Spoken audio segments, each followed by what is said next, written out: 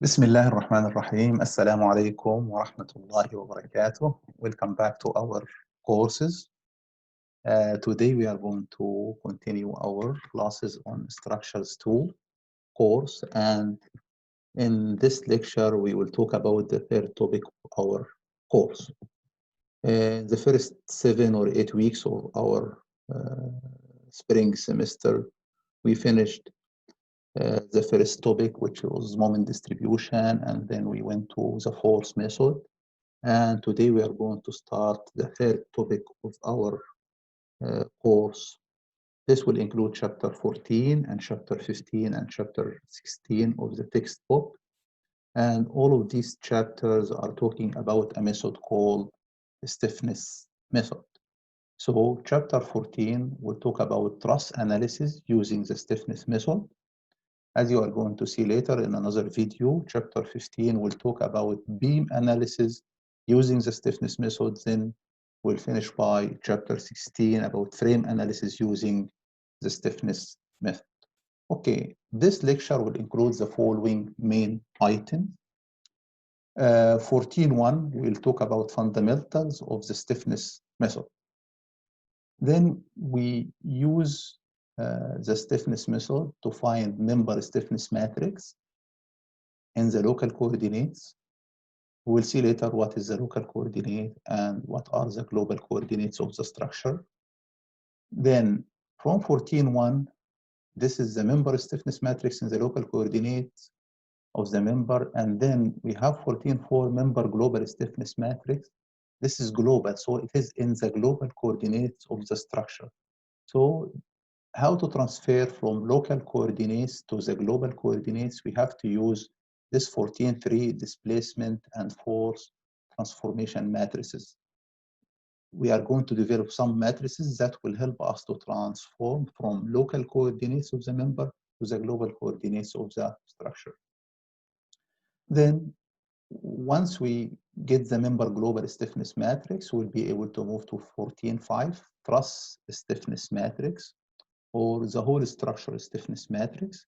Then we'll see one example 14.1, about how to develop a stiffness matrix of a truss.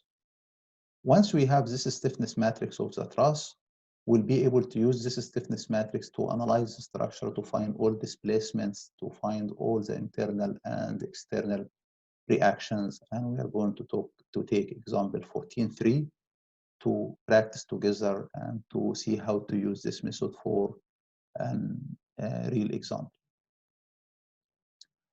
Okay, 14.1 is talking about fundamentals of the stiffness method.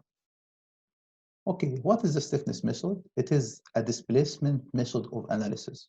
What does it mean, displacement method of analysis?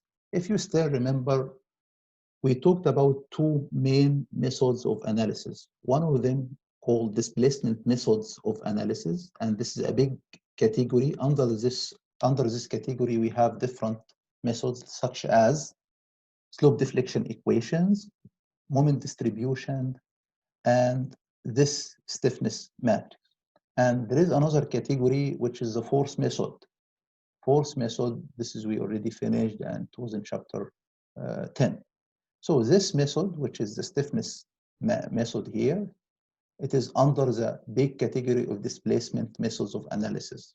So it depends on finding displacements, unknown displacements. Once we find the displacement, we'll be able to find all the rest, like external reactions, internal forces in the members. If we are talking about beams and frames, we can find also the shear and the bending moment diagrams and so on.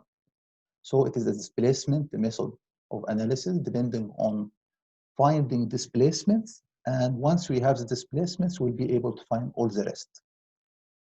Also, this method can be used to analyze both statically determinate and indeterminate structures. Okay, so this is not similar to the moment distribution method and the force method. Moment distribution method, force method, slope deflection equations, all these previous three methods, they were only valid, or we can use them for indeterminate structures. But this stiffness method can be used for both determinate and indeterminate structures. So it is very general. can be used for any type of structures, even also beams, frames, and trusses, okay, determinate, indeterminate, everything can be done using this method. From this method, we'll be able to find displacements and forces directly. Displacements, I'm talking about vertical or horizontal displacements at nodes, and also if we are talking about beams and frames, it means also we can find shear and moments, and also the forces, external reaction, internal reaction, and so on. Sorry, for frames and beam displacement, it means vertical, horizontal displacement, and rotations, okay? For forces, it can be external reactions, it can be internal forces in the truss members, it can be also internal forces in the beam or frame element like shear and bending moments. In general, it is much easier to formulate these matrices or to use this method for computers, okay? So it is easier to make some programming of computers using this stiffness method. Manual calculation is somehow difficult. It takes time because it has a lot of calculation, but it is a straightforward method and give you a lot of information, all whatever you need, okay? The application of the stiffness method requires subdividing the structure into a series of finite elements and identifying their endpoints as nodes. Okay, let's stop sharing this one and we'll go to opening a white screen and try to write something there. Okay, let's say you have any truss. Okay, let's say, sorry, excuse me for the drawings. If we have a truss like that, okay, we have pin support here, we have another pin support here. Okay, so for this truss, we have how many joints? We have joint number 1, we have joint number 2, we have joint number 3. Okay, so how many elements we have? 1, 2, 3 elements. So in this case, the first thing we have to do, we have to divide our structure into some elements. In the trusses, the elements will be the member. So each member in the truss will be an element in the stiffness method. And also the nodes or the joint in the truss will be as nodes. Later on, we'll see that for something like that, for a truss or even for beams or frames, we have to put some numbering. We have to put like node number 1, node number 2, node number 3, member number 1, member number 2, member number 3. Okay, this will come later. So the first thing we should do, we have to divide our structure into some elements, finite elements, and we have to identify their endpoints as nodes. For truss, it is very easy because the finite elements are represented by each of the members. So each member in the truss will be an element in this method. And the nodes in this stiffness method will be represented by the joints. So any joint in the truss will be a node in the stiffness method. Any member in the truss will be an element or a finite element in this stiffness method. Okay, and once we divided our structure or our truss in this case into some elements and some nodes, we put numbering for them. We have to find something called for displacement properties of each element. Okay, a relation between the force and the displacement for each element. Okay, and this relation between force and displacement will be called the stiffness matrix. Okay, the stiffness matrix is the matrix that will make a relation between force and displacement. Okay, so we find the force displacement properties for each element, for element number 1, for element number 2, 3, depends on how many elements or how many members we have in our truss. Once we did that, we can combine all of these relations, these stiffness matrices for each element, and we combine all of them to something called the structure stiffness matrix. And we refer to this with the K capital. So the K is a stiffness matrix. We'll see later that we will have something called K small. This is for only one element. And then we have something called K capital. and the K capital will be for the whole structure, the whole truss, whole beam, or whole frame. Okay, most of the time is taken into developing this structural stiffness matrix. Once we have this structural stiffness matrix, everything will be easier. It will be easy to find unknown displacement, unknown forces, and so on. Okay. Once we have this stiffness matrix, we have to find some unknown displacements at the nodes. We'll find them. We'll see together how to do that. Once we found this unknown displacement, we'll be able to use this unknown displacement to find external and internal forces in the structure. Okay. As I told you, external forces will be reactions, for example. Okay. It could be external moments, the reactions. If you have a fixed support in a case of beam or frame, you can find that one also. Internal forces, when I talk about internal forces in trusses, it means a force in the truss member. It could be a tension force or a compression force. If we are talking about beams or frames later on, it means the shear and the bending moment at the ends of the elements. Okay, so the first thing we have to start with is the member stiffness matrix. Member stiffness matrix.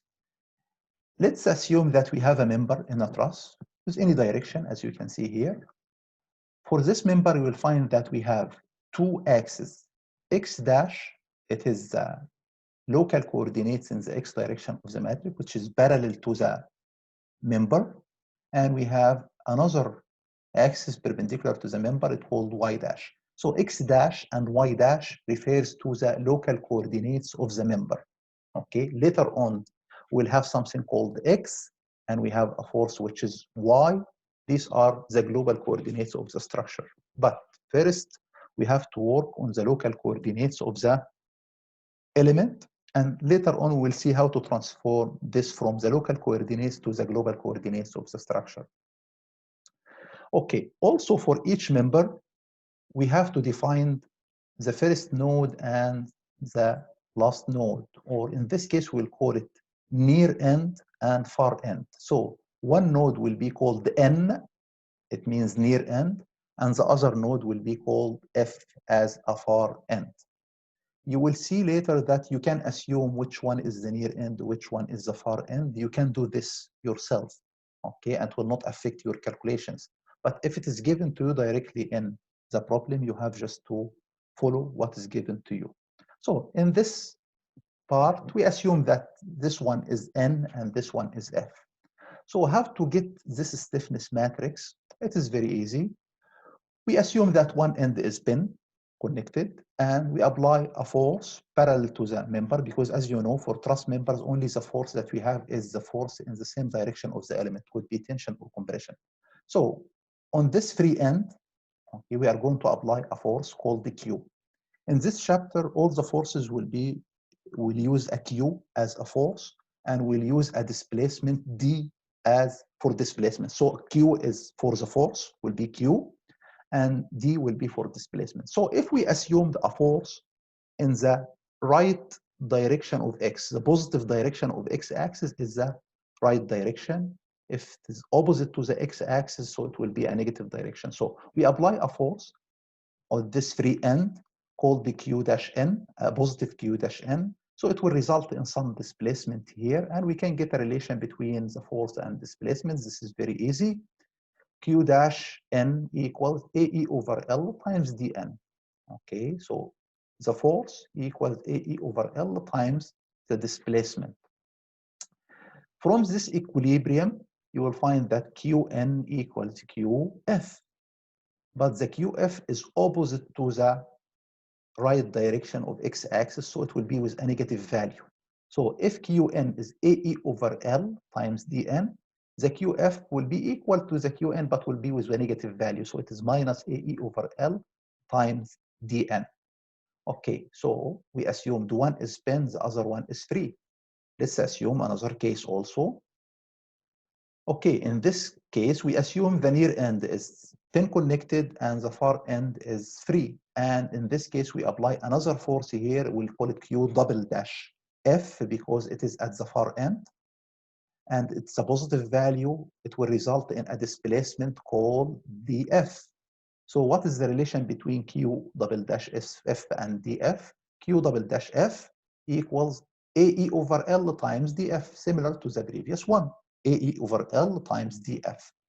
And again, by making equilibrium in the X dash direction, you'll find that at the near end, we have a reaction called the Q double dash N, which is equal to the Q double dash F, but with a negative value. So it will be minus AE over L times DF. In a real truss, you will find that maybe both ends will move because you have a big truss and the whole truss is going to move. So you will have a displacement at the near end and you have a displacement in the far end. So we are going to combine the first one and the second one. Okay, so and these are the four equations that we have. Now, if you want to find the force at the near end, okay, the Qn, you will get the Qn from both of these equations. Let's see here if we can draw something. Point options. Okay, let's use this laser. You have Q dash N and Q double dash N. If you want to get the force at the near end, you get the summation of both of these. So that Qn equals AE over L times dN minus AE over L times dF. Okay, and this will be equation 14, number 1, the first equation in this chapter. Similar to this one, we are going to get the summation of forces at the far end. We have Q dash and Q double dash, both of them at the far end. It equals AE over L times dF minus AE over L times dN, or let's start by the dN, so it will be minus AE over L times dN plus AE over L times dF, and this will be equation 14(2). Let's move. Okay, these are the two equations that we just developed together. And now we will write them in a matrix form, as you can see here. So we'll take the left one here, it is Qn and Qf equals, we'll take AE over L outside. Okay, let's go back. I will go out of this pointer.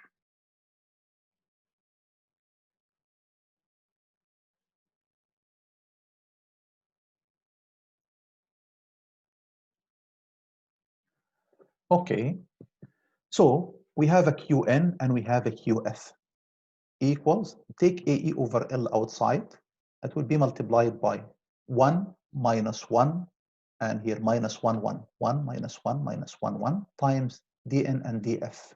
Okay, this is the matrix that we have here. For this matrix, again, if you want to check this, if you want to find Qn, for example, Qn equals what? AE over L times 1 times dN. So it will be AE over L dN minus AE over L times dF, which will be the first equation, and the second equation will be the same. So this is the matrix form of these two equations. We can write this one as Q small equals K dash times D. What is Q? It is the force in the local coordinates of the member equals what?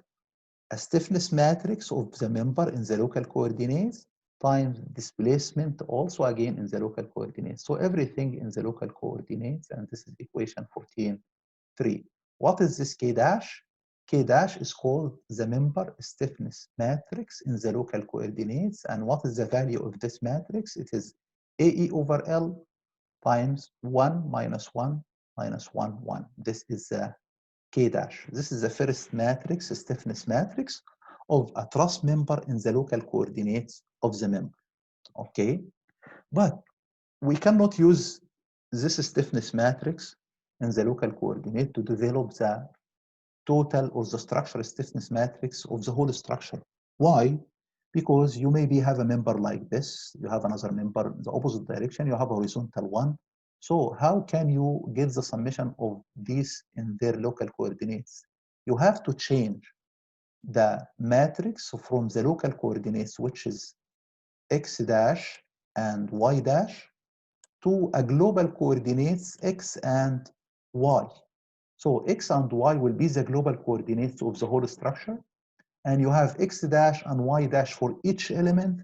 Now we need to transform from these local coordinates to the global coordinates. How to do that? We are going to do that using theta x and theta y.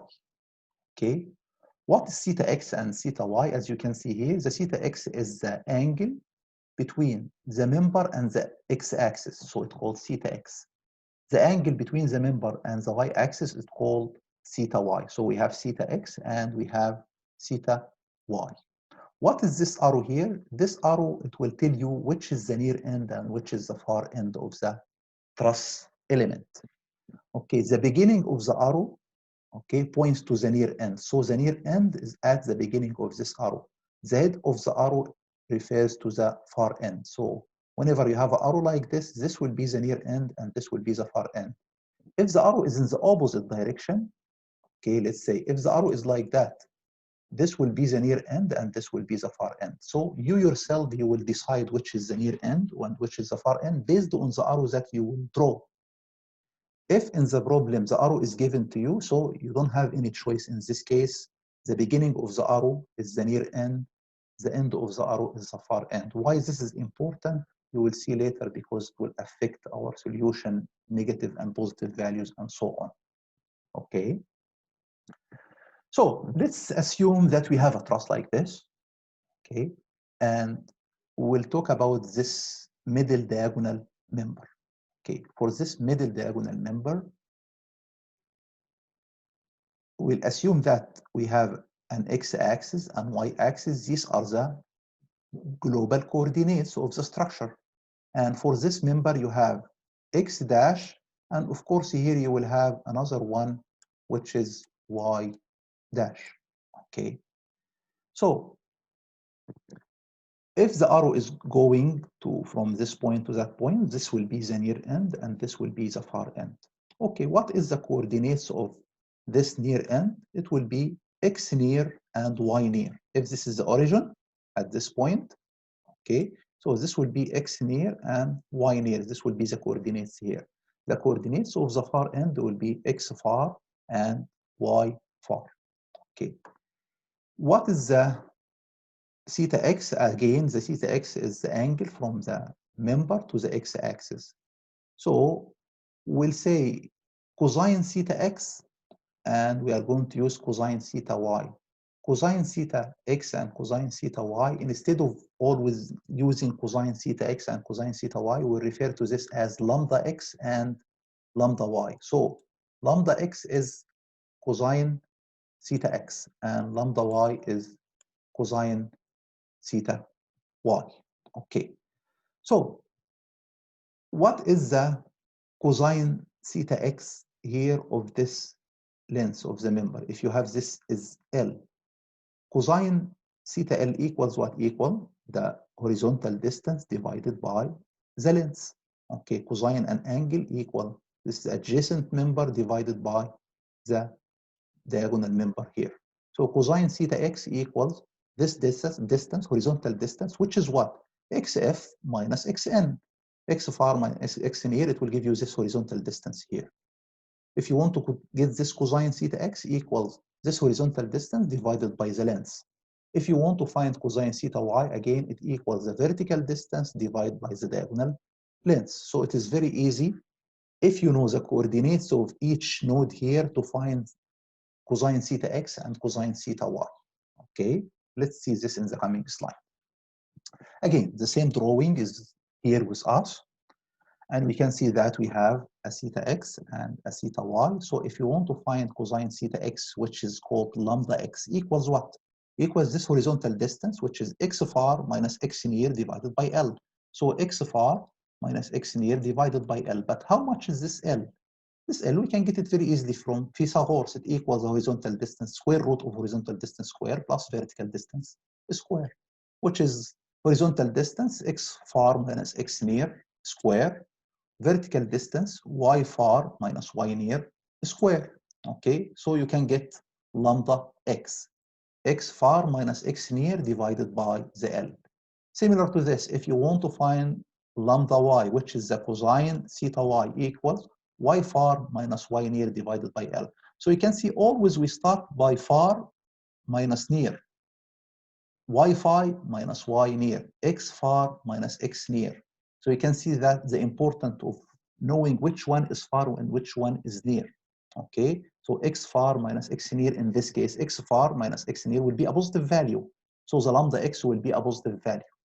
But if we assume that this is far end and this is the near end, you will find that x far minus x near will be a negative value. So should be very careful here in knowing which is the far end and which is the near end. And again, this will be clear when we'll go to a solved example together. Okay, so how to have the displacement transformation matrix?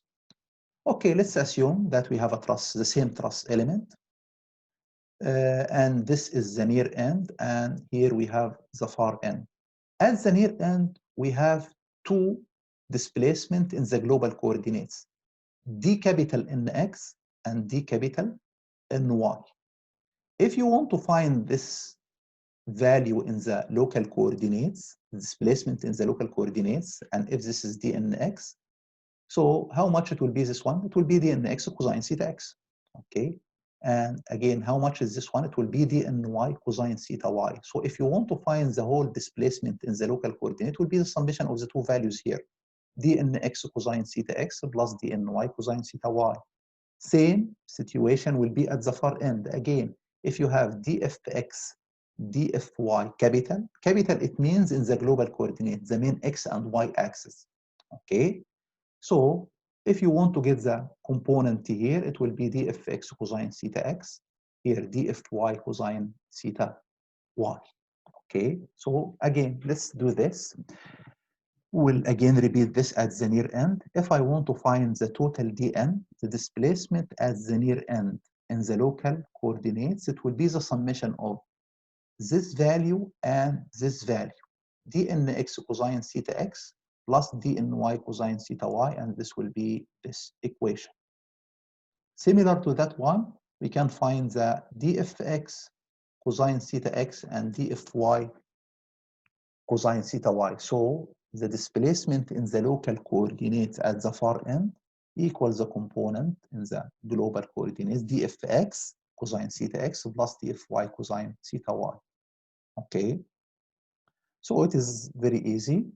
These will be the two equations that we can use to transform from the local coordinates to the global coordinates. But again, this method, which is the stiffness method, is always dealing with matrices. So we need to write these two equations in a matrix form. Okay, so by assuming that lambda x equal cosine theta x, lambda y cosine theta y, so we can write the previous two equations in this form. dn equals dnx lambda x plus dny lambda y, df equals dfx lambda x plus dfy lambda y. Okay, in a matrix form, we'll take dn and df here. Okay, here we have dnx, dny, dfx, dfy, four values here. And this will be the matrix here. It will be dnx, you have a lambda x. dny, you have lambda y. But in this equation, there is nothing about dfx and dfy, so we'll put 0 and 0. Then in the second equation, df equals something multiplied by dnx. There is no dnx here. It's all, both of them are df and df. So dnx and dny are not existing in this equation, so the value will be 0 and 0. Okay, dfx and dfy, it will be lambda x and lambda y. So this will be equation 14.7. We can write this equation into this form. D, displacement in the local coordinates equals T capital times D capital. So what is this T capital? Here, this value here. This matrix is called displacement transformation matrix. Displacement transformation matrix. So using this matrix, I can transform from local coordinates to the global coordinates. Okay, if I have something in the global coordinates, I can get it in the local coordinates and vice versa. So this is displacement transformation matrix. Remember this one because we are going to use it later, like within a few slides from now. Okay, don't forget that we have displacement and force. Okay, at each node we have displacement and we have force. Displacement is D and force we call it Q. Okay, so again, similar to what we did with the displacements, we are going to repeat this with the forces. So if I have a force here, Q small at the near end, I will get two components. So this will result in Q capital Nx. This one will be equal to Qn cosine theta x. Okay, Qn cosine theta x or Qn lambda x. Qny equals Qn cosine theta y, the same as the far end. Qf, small f here. So Qfx equals Qf cosine theta x. Qfy equals Q small f cosine theta y. So by replacing cosine theta x and cosine theta y by lambda x and lambda y, we can write these four equations into this form: Qnx, Q small n lambda x, Qny, Q small n lambda y. Okay, Q capital Fx equal Qf lambda x, Q capital Fy, Qf lambda y. Again, we need to write this into a matrix form. These are the four equations that we just developed.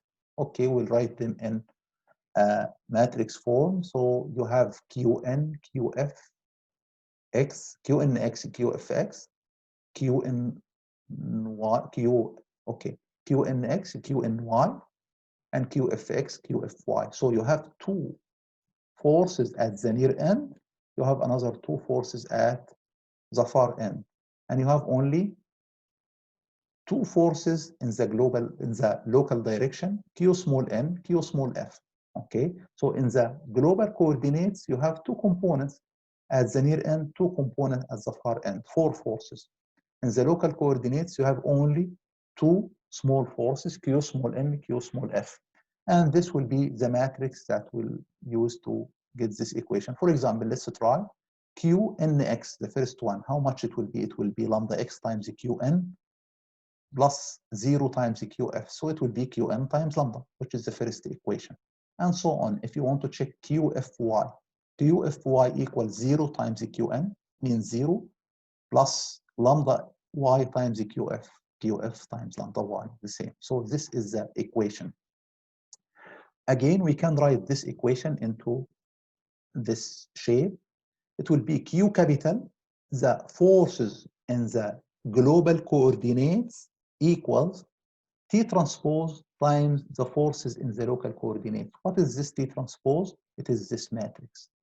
This matrix is the transpose of the displacement transformation matrix. So the force transformation matrix is the transpose of the displacement transformation matrix. Okay. So T transpose transforms the two local forces, Q small, acting at the ends of the member, into four global force component, Q capital. This force transformation matrix is the transpose of the displacement transformation matrix. So in 14.3 here, we learned together how to develop the displacement transformation matrix and the force transformation matrix. Now we are ready to develop the member stiffness matrix in the global coordinates. Okay, how to do that? We took together equation 14.3. It was Q small equals K dash times D. Always Q equals the stiffness times displacement. So this equation, it was the equation of the force in the local coordinates equals the stiffness matrix in the local coordinates of the member times displacement in the local coordinates. So everything here was in the local coordinates. We need to change this one from the local coordinates to the global coordinates. It means instead of Q small, I need to use Q capital. And instead of D small, I need to use D capital. How to do that? We have equation D small equals T times D capital, okay? D small is the displacement in the local coordinates equals displacement transformation matrix times D capital.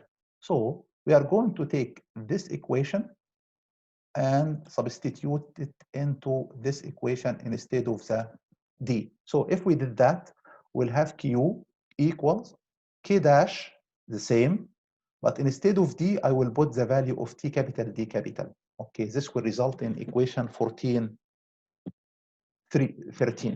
Okay, type. This is not the end. Yes, now we have a relation between the forces in the local coordinates and the displacements in the global coordinates. I need still to change this one from the local coordinates to the global coordinates. How can we do that? Okay, we have this equation 1411. It was in the previous slide. Q capital equal T transpose times Q. So what I'm going to do, I'm going to replace this Q by this value here. So I will take all this term and put it into this equation. So what is going to result? The result will be Q capital equals T transpose, not change it, times Q small, but Q small, I will take it and put it here. Okay, so this will be the Q small. So Q capital equals T transpose times K dash times T capital times D. I can write this one into this form. Q capital equals K times D capital. Now I changed the forces at the nodes from Q small at the beginning. Now it became Q capital. And the D displacement in the local coordinates, it became D capital.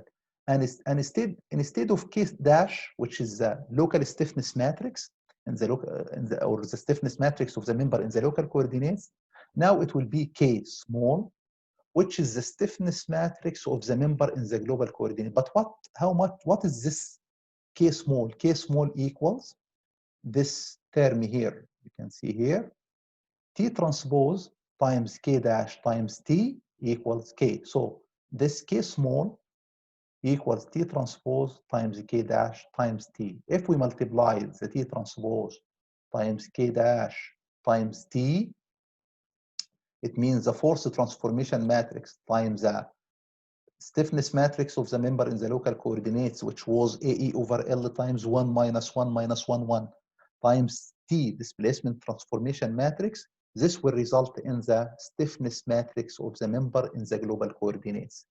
Okay, the result of this multiplication will be this equation here. K, the stiffness matrix of the member in the global coordinates, will take AE over L outside here, and then we have lambda x square, lambda x, lambda y, minus lambda x square, minus lambda x and lambda y. And keep in your mind that always lambda x is cosine theta x, lambda y is cosine theta y. Sometimes we have something in negative inside the equation itself, sometimes it's positive. The good thing in this matrix here, if you take this diagonal here, you will find that it is symmetric. This value is similar to this value.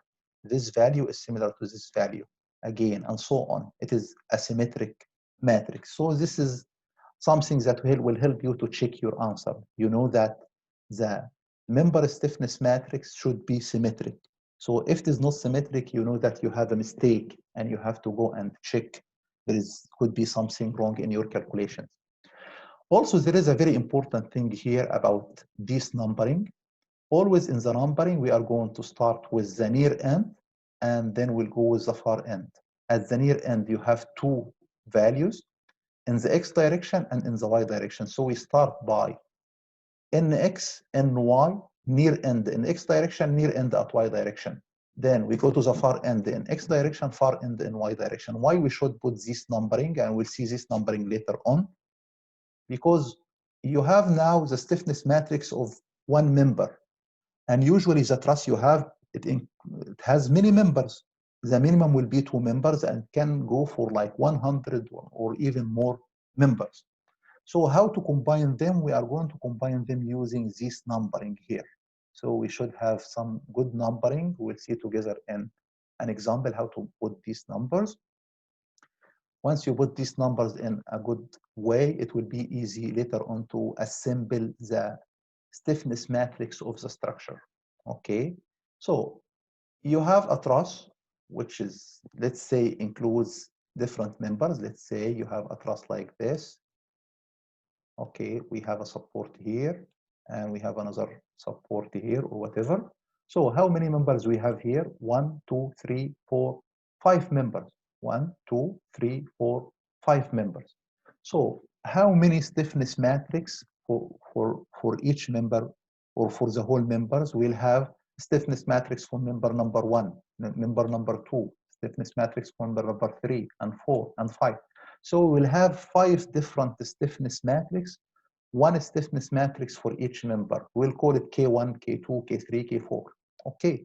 Now we need to assemble these matrices into a big matrix, which called the structure stiffness matrix, K capital. Okay. So to do that, we have to find the stiffness matrix of the member in the global coordinates, and this is what we did. Okay.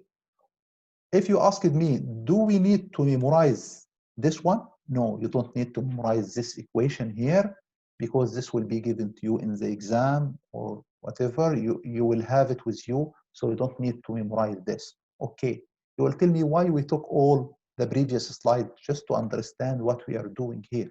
Okay, to understand how to develop this matrix, how to understand the fundamentals of a stiffness method. Okay, so this is the stiffness matrix of the member in the global coordinates. The next step will be how to assemble this one into a big matrix. Truss stiffness matrix, or the structure stiffness matrix.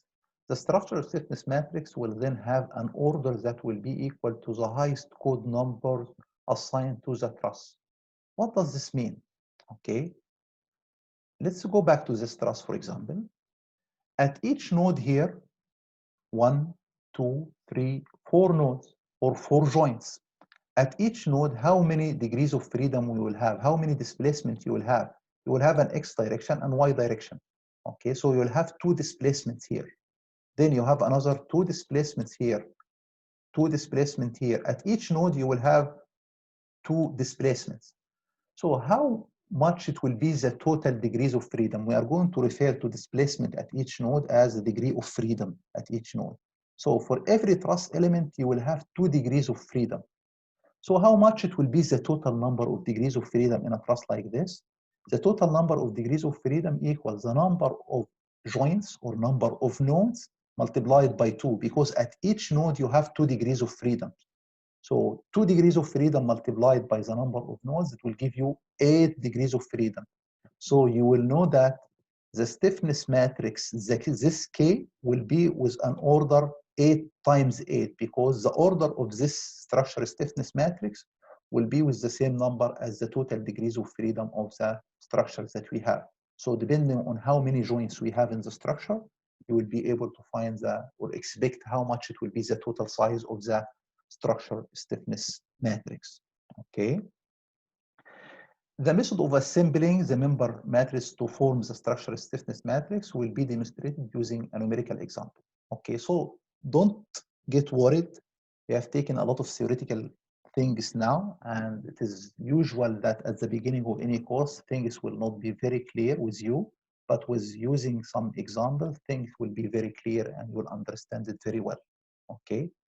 This method or this process somewhat tedious when performed by hand, okay? But it is very easy to do that, to program for computer, okay? So in our examples, we'll try to keep the unknown displacement as minimum as we can, the number of truss elements as minimum as we can, just because we are going to do this using hand calculations, manual calculations, so we don't want you to spend too much time in making these manual calculations.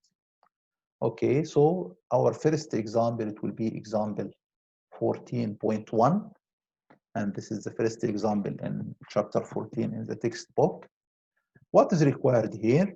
It is called determine the structure stiffness matrix for the 2-member truss as shown, and the AE is constant. Okay, so for this truss, we have here 2 members, okay, 1 member, a second members. We have nodes. How many nodes or how many joints do we have here? We have joint number 1, joint number 2, joint number 3. By the way, numbering of these joints, it is something you can choose it to do it as you want.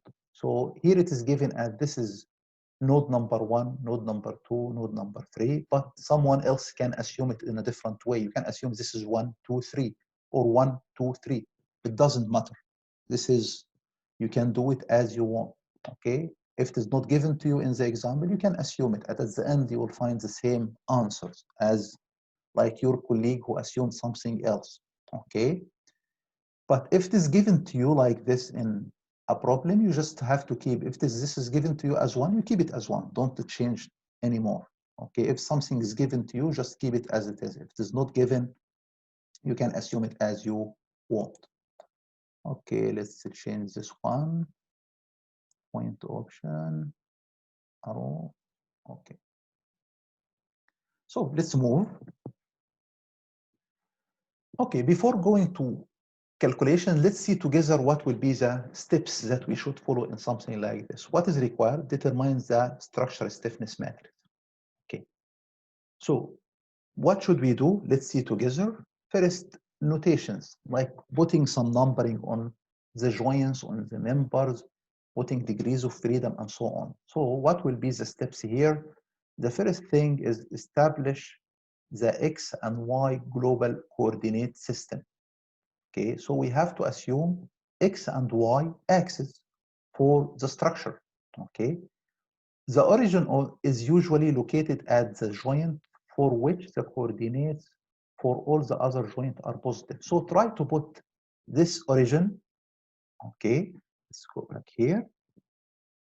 Try to put this origin at the left bottom joint of the truss. So all the coordinates of other members will be like a positive. Let's try to write something here. Okay. Let's say you have a truss like this. Okay. Assume that we have a support here.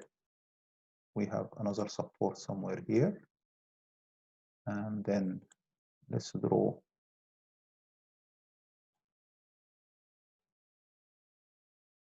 Okay. Let's assume you have a truss like that.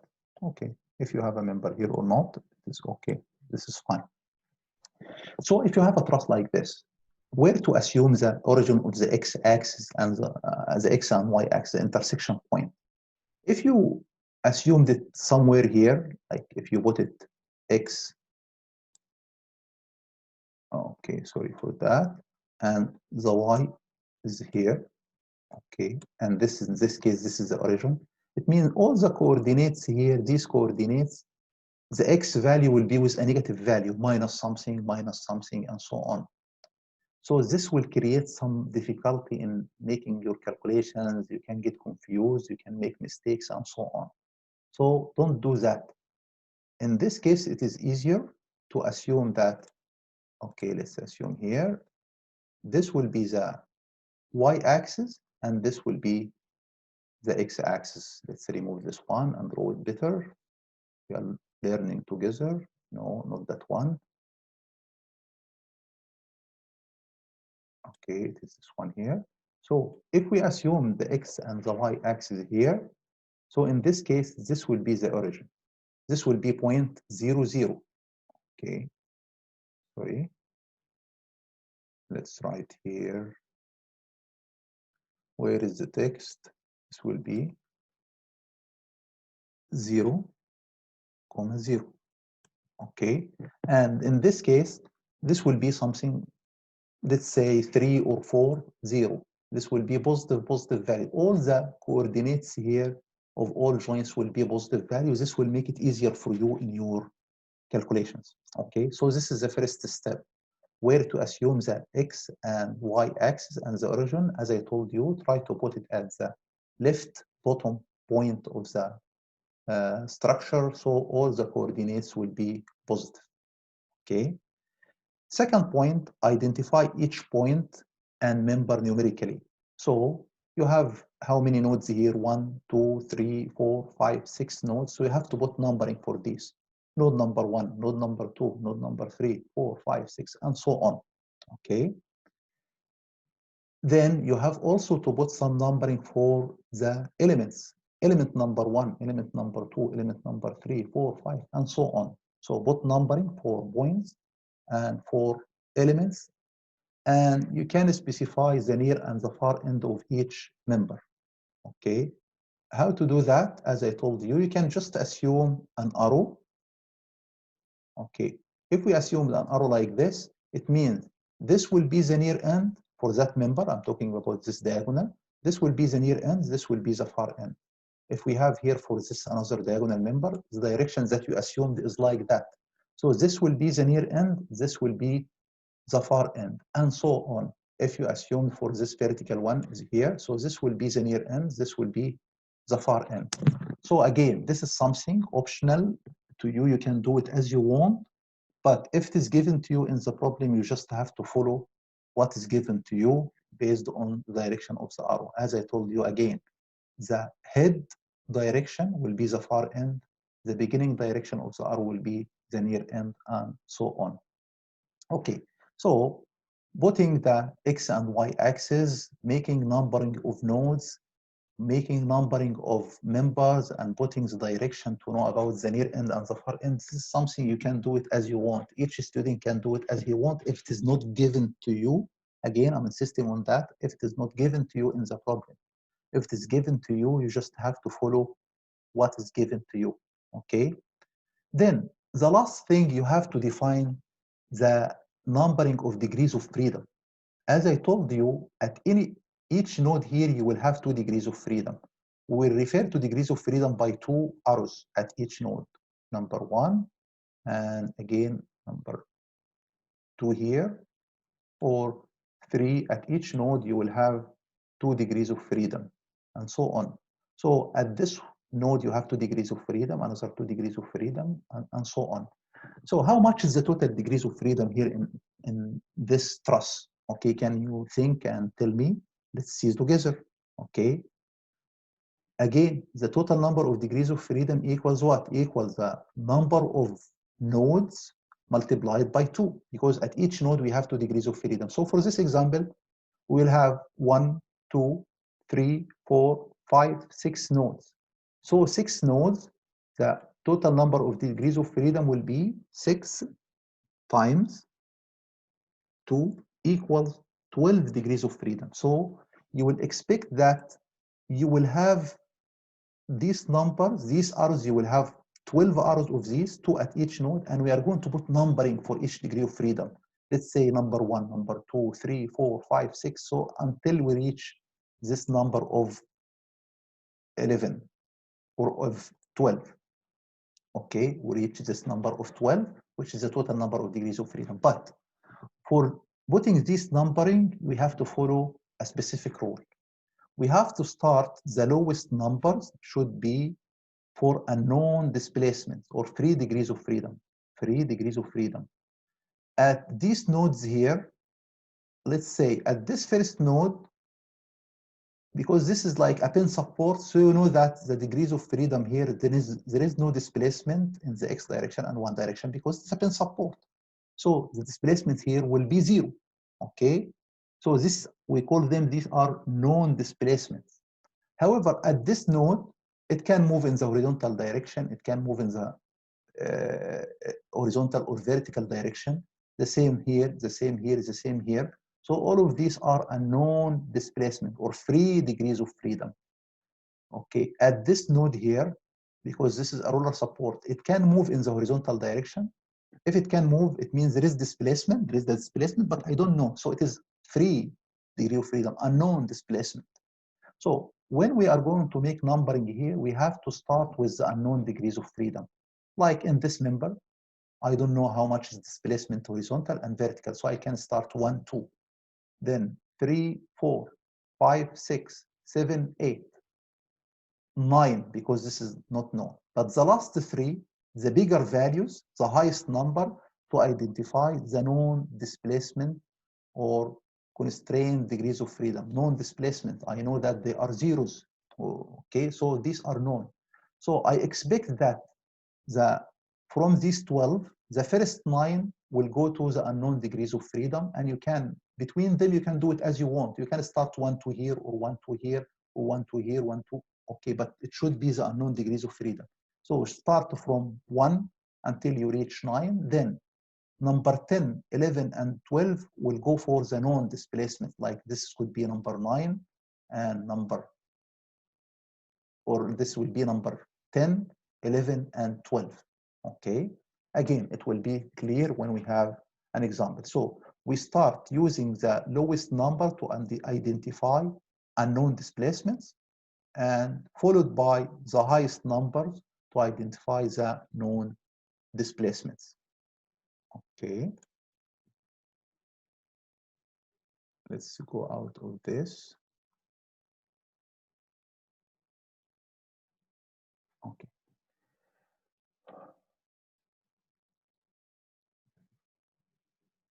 I don't know how to remove this one. Let's see. Okay. For each member, determine, yes. Once we did this annotation, we put all of these numbers for the nodes, for the members, for degrees of freedom, and so on. We have to define or to develop the stiffness matrix of each member. Member number 1, 2, 3. Here, how many members do we have? 1, 2, 3, 4, 5, 6, 7, 8, 9. 9 members. So it means we have to find 9 case more. 9 member stiffness matrix. Okay. For each member, to find the stiffness matrix, we have to find lambda x and lambda y, and then to find the member stiffness matrix using equation 14, 16, the one that you don't need to memorize because it will be given to you, which is AE over L times lambda x squared, lambda x, lambda y, and so on. Okay, I will go back to show it to you. This is the one that we have. This is the equation 14, 16, the stiffness matrix of the member in the local the global coordinates.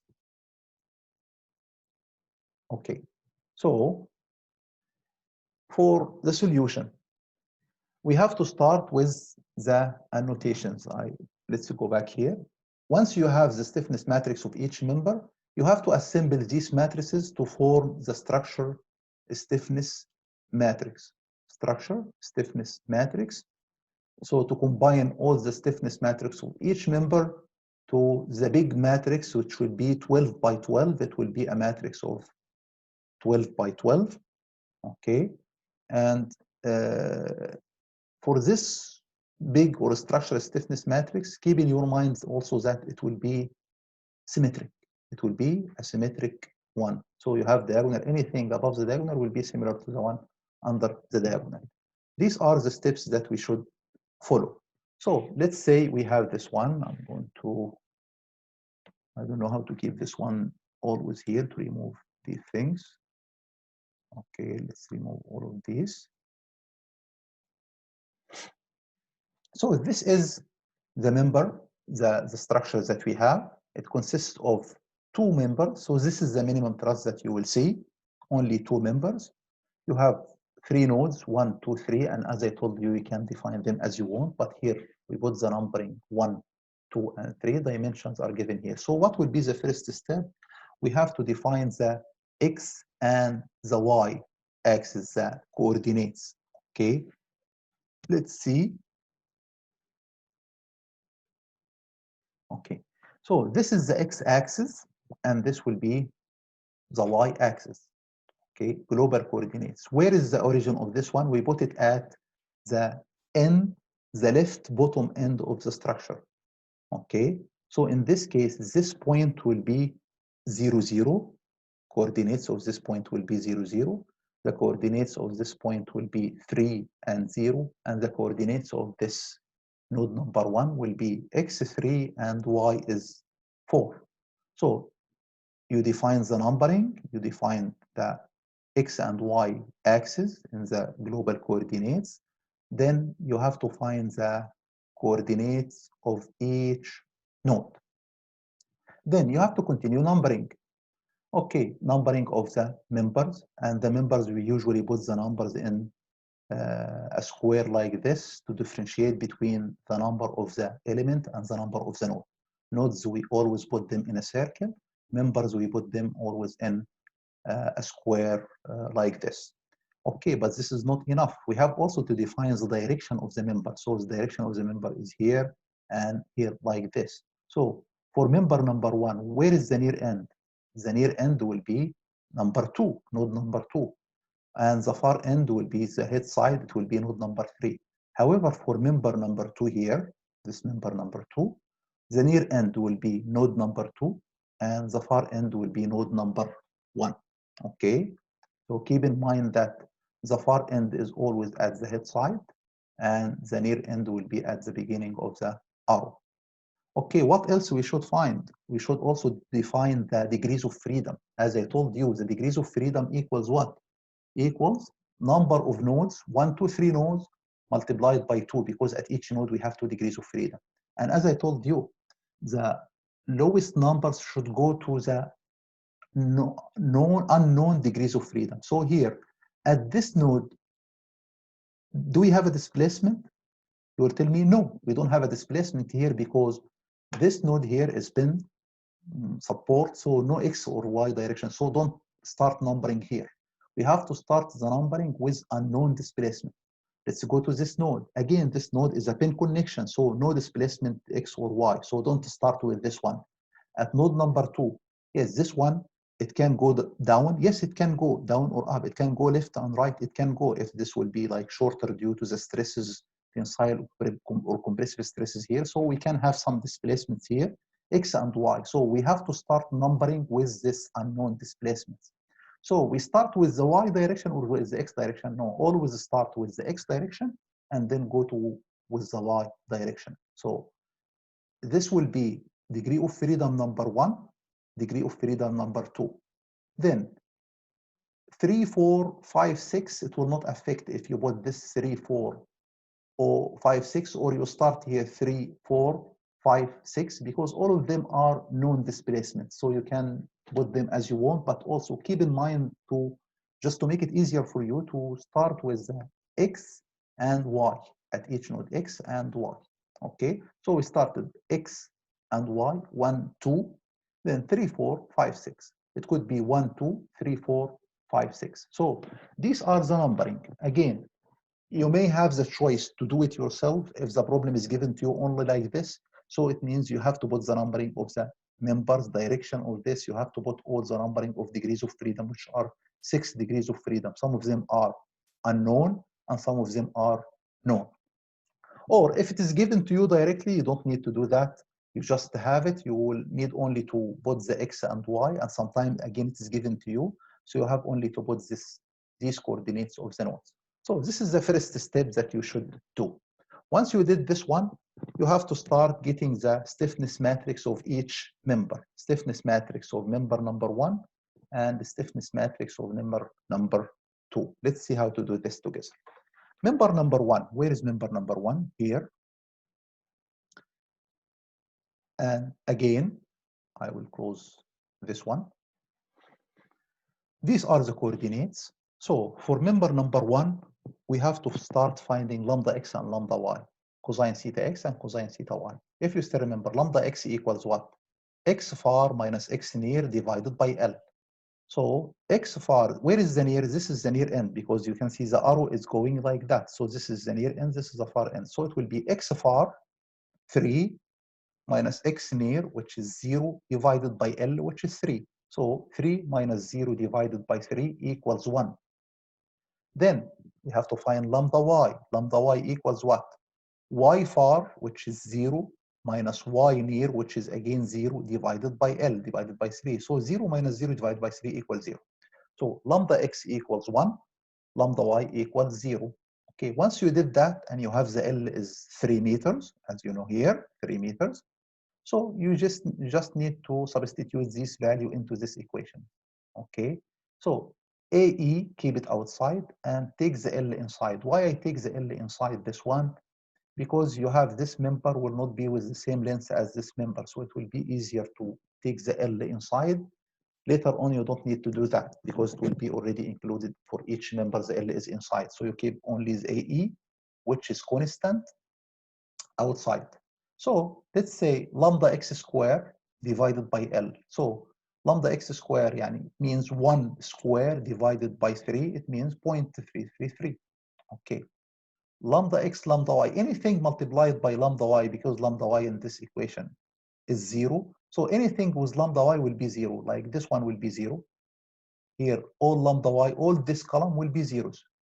The last one here, because it includes lambda y, it will be always zeros. And the horizontal one here is the second row, and the fourth row will be always zeros. Okay, so you will have only like 4 values, the rest are zeros. But it's very important to find these values. Okay, these values, let's write something here. These values are very important. Okay, what are these values? If you still remember here, it's called nx, ny, fx, fy. So it refers to the degrees of freedom at the near end in the x and y, then at the far end in the x and y. So for this member, we are talking about member number 1. So near end at this point, node number 2 here. What are the degrees of freedom? X and y, nx and ny. It is 1 and 2. Number 1 and number 2. This refers to this degrees of freedom here. Okay, number 1 and number 2. 1, 2. Then at the far end, we have 3 and 4. So we write 3 and 4. So 1, 2, near x, near y, far x, far y. 1, 2, 3, 4. And the same 1, 2, 3, 4. So once we did that, we finished the stiffness matrix for the first member, for member number 1. We are going to repeat this, but for member number 2. Let's go to member number 2. Member number 2 is here. So again, for member number 2, we have to find lambda x and lambda y. Again, lambda x and lambda y. Lambda x equals what? X far minus x near divided by L. And this is the near, this is the far, because this is the arrow. Okay, so this is the far end, this is the near end. So x far equal 3 minus x near, which is 0, divided by L. But how much is this L here?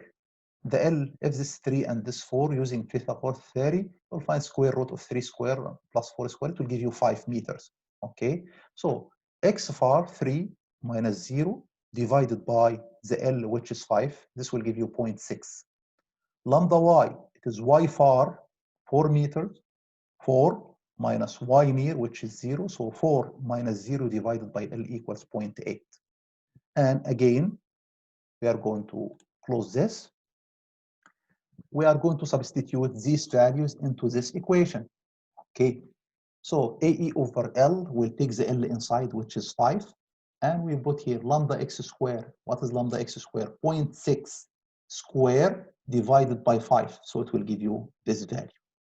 Lambda x, lambda y divided by L, so 0.6 times 0.8 divided by L, which is 5 meters, it will give you 0.096. And then again here, if this is lambda x square, this is minus lambda x square. So this value will be similar to this value, but with a negative value. Here, lambda x, lambda y, and this is minus lambda x, lambda y. So it will be the same like this one, but is with a negative value. Then you continue like this. Now you feel like it is somehow difficult, but you'll find it's very easy to assemble something like that, because all of them only like 3 values, and you are repeating them. It is 3 values, lambda x square, lambda y square, and lambda x, lambda y. Okay, so if you know these 3 values divided by L, you just fill the values here. So my suggestion for you, you can here calculate lambda x square divided by L, lambda y square divided by L, lambda x, lambda y divided by L. You have the 3 values, and you put them into this equation here, and you will find this one. Again, it is very important to talk about these values. Okay, why here it is 1, 2, 3, and 4, and so on. What are these values here? These values are the degrees of freedom at the near end. Nx, ny, fx, fy, which are here. Okay, you can see them here. These are the same values. So for this member, this is the near end. What are the degrees of freedom at the near end? 1, 2. So we start by 1, 2. Then the far end, 5, 6. So always start by x, y, X, Y, near and far. Okay, so this will be the K2. Okay, this will be K2, and in the previous slide we have K1. Okay, let's just erase these values. Okay, let's move forward. So now, how to assemble the stiffness matrix of the structure? As I told you, the stiffness matrix of the structure will be with how much, what will be the size of this stiffness matrix? Again, it will be 6 by 6. Why? Because if you will go back, you will have, you know that you have 1, 2, 3 nodes. So at each node, you have 2 degrees of freedom.